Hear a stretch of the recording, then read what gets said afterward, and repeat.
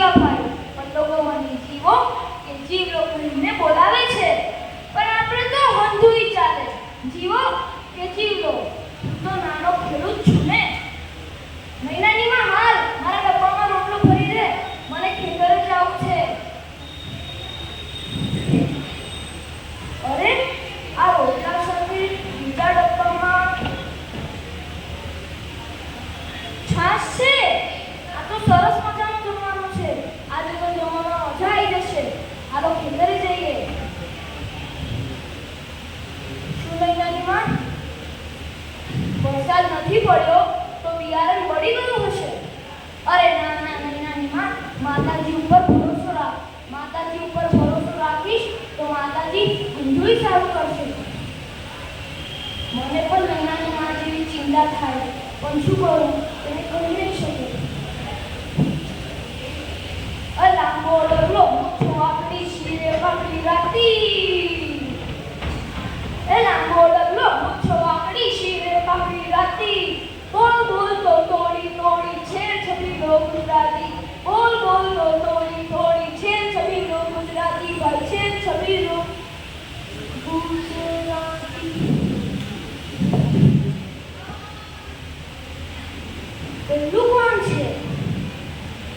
આ તો મોબાઈલ ભાઈ લાગે છે. આ મોબાઈલ ભાઈ, જય માતાજી મોબાઈલ ભાઈ. ક્યાં વહેલા જાઓ છો?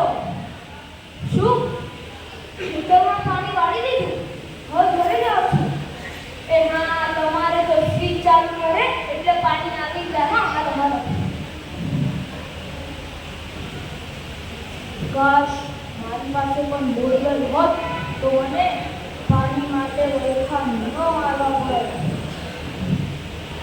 અરે આટલી બધી ગાયો પાછી આવી ગઈ. વાવણી કરે ઊંધું બિયારણ. હટ હટ, બધું બિયારણ બહાર આવી ગયું. અંદર નાખવું પડશે. હળ છે કે ધડ? ગત વર્ષે આનાથી ઉલટું થયું હતું. બિયારણ આવી ગયો હતો. લણણીની તૈયારી જ હતી કે 4 દિવસ અતિ ભારે વરસાદ પડ્યો અને હંધુઈ પાક પાણીમાં ગરક થઈ ગયો અને પછી માથા ઉપર હાથ મૂકવાની દશા થઈ ગઈ હતી. શિયાળામાં પણ શાકભાજી ગયા હતા, પણ તેનો ભાવ માર્કેટમાં ખૂબ ઓછો મળ્યો. પણ હા, માર્કેટની દુકાનોમાં તેનો ભાવ આકાશે આંબતો હતો. આટલું ઓછું, એક ગામના પણ ઢોર અને બકરાઓ મારા ખેતરનો ઘણું બધું પાક ચડી જાય છે અને પડિયા ઉપર પાટું જેવી દશા થઈ જાય છે. હે પ્રભુ, આવી અનિશ્ચિતતાઓમાં ખેતી કરવી એટલે તારા ભરોસે જિંદગી. હે સરકાર, તે જે કંઈ પણ યોજનાઓ બનાવી છે તે ઘણી સારી છે, પણ આ યોજનાઓનો ઉપયોગ કરવામાં અમે નહોના પડીએ. પણ તારા ટેકાના ઉપર ટેકાનો ભાવ કરો. હા, અરે આને પૂરો તો પધારતો જ નથી. હાલ વાવાઝોડાના લીધે જે ઘરનો છાપરો ઊંધો થઈ ગયો હતો તેને તે સમૂહ કર્યો.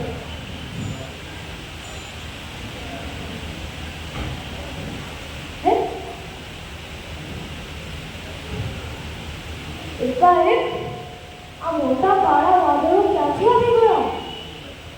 શું હવામાન મિજાજ બદલ્યો? શું વરસાદ આવશે? ઠંડો પવન વળી રહ્યો છે. વીજળીના ચમકારા પણ છે. પાણીના છાંટા, વીજળીના ચમકારા. આ તો ધોધમાર વરસાદ છે. પ્રભુએ મારી પ્રાર્થના સ્વીકાર કરી. ધરતી તરસી હતી ને મેહુલો વરસ્યો. ધરતી તરસી હતી ને મેહુલો વરસ્યો. ખેડૂતોના હૈયામાં આશાનો દીપ પ્રગટ્યો. ભાઈ, દીપ પ્રગટ્યો. ભાઈઓ અને બહેનો, મારા જેવા ખેડૂતો ખૂબ જ આકરી મહેનતનો ફળ આ ખુલ્લા આકાશના નીચે આમ જ પડતો હોય છે.